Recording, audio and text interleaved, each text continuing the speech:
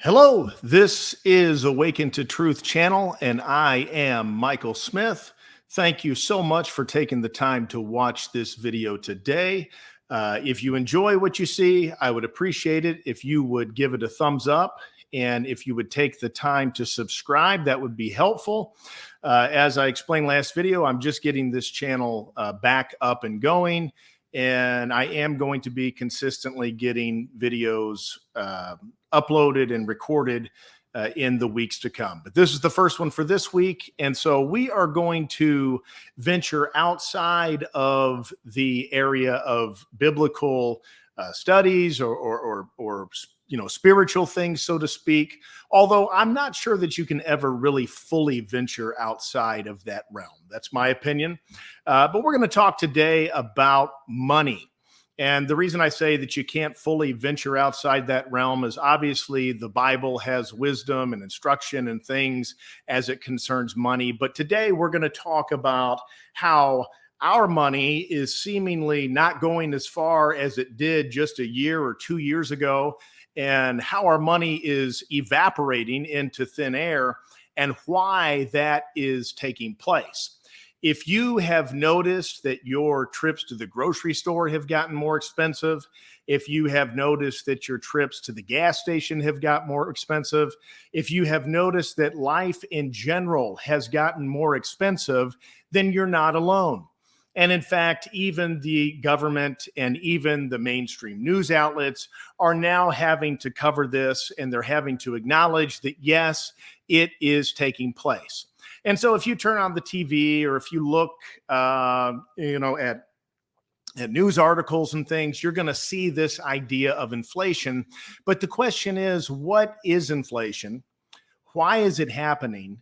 And why does it have such a negative impact on the citizens of a government when inflation begins to rip through a nation?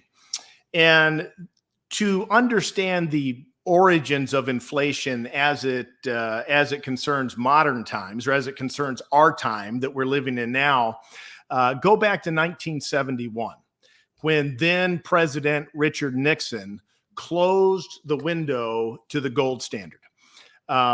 We were not technically on the gold standard in 1971, but that is kind of a more complicated conversation for a different time. But he closed all connection to the gold standard, meaning that the United States currency, the US dollar, became entirely a fiat currency, meaning that it's not backed by anything. And so years ago, we had a currency that had a backing. And when a currency has a backing, politicians in Washington, D.C. have a certain accountability. And a few years ago, when I was pastoring in Cleveland, Ohio, I actually just left that pastorate just about 6 months ago, but this was a few years ago that this actually happened. The daily offering or the Sunday offering went around, and one of the leaders in our church, a dear lady, Lucinda was her name, she came to me and she said, "Look what I found, Pastor." And I looked at it, and it was two $1 bills. And so you see them right here, two $1 bills. What you probably can't see, and I don't have anybody working the camera, so I can't have them zoom in. What you probably can't see is on the top of these $2, it says, "This certifies that there is on deposit in the Treasury of the United States of America a silver certificate." So this certified that there was silver on deposit in the United States Treasury. So for however much of this that was out in circulation, the paper dollar, there had to be a certain amount of this actual silver backing up that paper money. This is an American silver eagle. And so they didn't necessarily have to have silver eagles, but they had to have silver in some capacity to back up the money that was in circulation. So you couldn't just freely print as much money as you wanted to. You had to have it backed by silver. And of course, you also had to have it backed by some measure of gold. And so as long as there's some connection to tangible assets behind the money of a nation, there's accountability in Washington. When you remove the money from all tangible assets, you remove accountability because the powers that be can decide that if we want to run endless deficits, meaning that we don't pay our bills, we just borrow money to pay our bills, then that's what we'll do. And the decision is completely in their hands. And if we, as the citizens of the United States, continue to put up with those decisions, then those decisions continue to be made. And those decisions have continued to be made year after year to the tune that we are now approaching, as a nation, $30 trillion in national debt. And so what does that mean for us? Like, all that sounds great, but what does that mean for us? Well, recently they just put out that inflation was running at 6.7% this year in 2021. And they had told us all along that this was just a temporary thing. If you remember back, what they said is, this is just transitory. Don't worry, it's going to come and then it's going to go away. This is just a byproduct of the economy restarting because of the COVID-19 pandemic. It's all going to be okay. This is just a byproduct. It's transitory. Inflation's going to be high for a few months, then it's going to move on.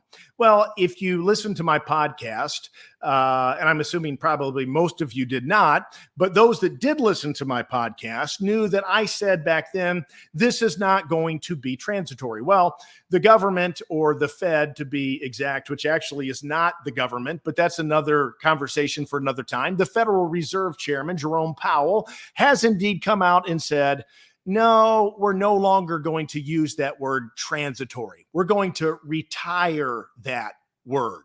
We're not going to use it anymore because inflation is seemingly here to stay. So 6.7%, what does that mean? That means that if you have your money in a bank right now, let's say you have $100,000 on deposit, you're earning almost no interest on that money. That's because interest rates are at zero. The interest rate has been set at zero because of the emergency orders of the pandemic to inject as much help and aid into the economy as possible. However, we have continued to hear that the economy is strengthening, that the economy is strong, but yet we have continued to keep the rates at emergency levels while at the same time saying everything's okay. Well, number one, all of those scenarios can't be true. Something has to be off somewhere. Something with that equation doesn't line up. And so they've continued to keep the rates at zero, and inflation has began to become a significant byproduct of this policy. So if you have $100,000 on deposit, you're earning almost no interest on it, and your purchasing power of your dollar is going down by 6.7%. So at the end of the year, you actually have almost 7% less in your checking account than you had to start the year. And it is a nice, convenient way for your government to steal and slowly tax away your money and erode your purchasing power, while at the same time telling you, don't worry, we're not going to raise your taxes. Well, what does it matter if they don't raise our taxes if effectively everything that we need in order to live goes up by 6.7%? We've gotten a 6.7% expenditure raise. We have gotten a 6.7% tax. The problem is they don't calculate that 6.7% the way that they used to. They calculate it completely different. And I think I'm going to do a different video at some point in the future and discuss how the 6.7, 6.8% that we're seeing now is actually much higher than that. We're actually, according to the 1980s calculation of inflation, we're experiencing double-digit inflation just like they did back in the early 1980s. And in fact, they're saying we're having the highest inflation since 1982. Well, I was born in 1982, so we're experiencing right now the highest inflation of my lifetime since the year that I was born. And inflation is something that is kind of sneaky, because the government can have no accountability with the money, but you might ask, what is it that keeps the government accountable? How is the dollar worth anything if it's not anchored to anything?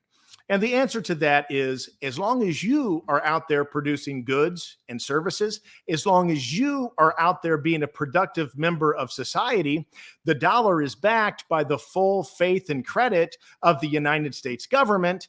And you and I are the integral working part of that government that enables them in Washington to continue to expand and print the money as they see fit. And we continue to enable them to pay the bill.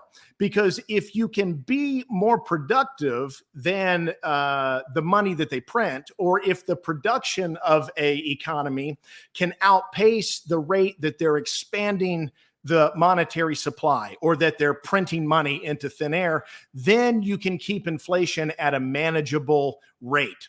But this is what has happened this year. The production in our society has gone down. More people are staying at home.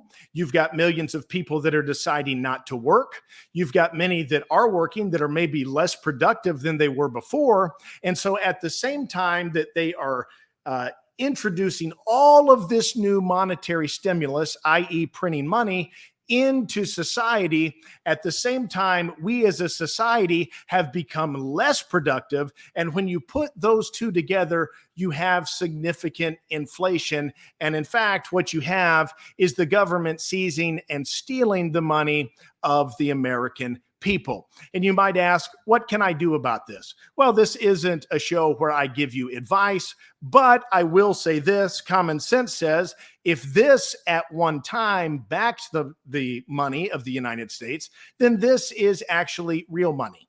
And there are people that are crypto advocates and all kinds of other things, and that's beyond the scope of this little video. But this is real money. This used to be real money. Unfortunately, this is no longer real money. And they say that 60% of this that is currently in circulation, or 40%, I'm sorry, 40% of this that is in circulation has been created in the last 18 to 24 months. Think about that. If that number is true, which some economists are reporting, then it is my concern that the inflation that we're seeing might just be the tip of the iceberg. But we will dive into some of these type of topics in future videos, and I'll be back later this week with a video that probably is going to be biblical and spiritual in nature. But I thought, with all of the inflation talk everywhere you look on the TV and the news and the articles, that it might be beneficial for some of you to have a little bit of background on what all of this means, where it came from, and what we can expect moving forward. So I hope this video was a blessing to you. I hope it was good information. Hope maybe some light bulbs went off for some of you, but God bless you. Thank you for taking the time to listen, and I'll be back very soon.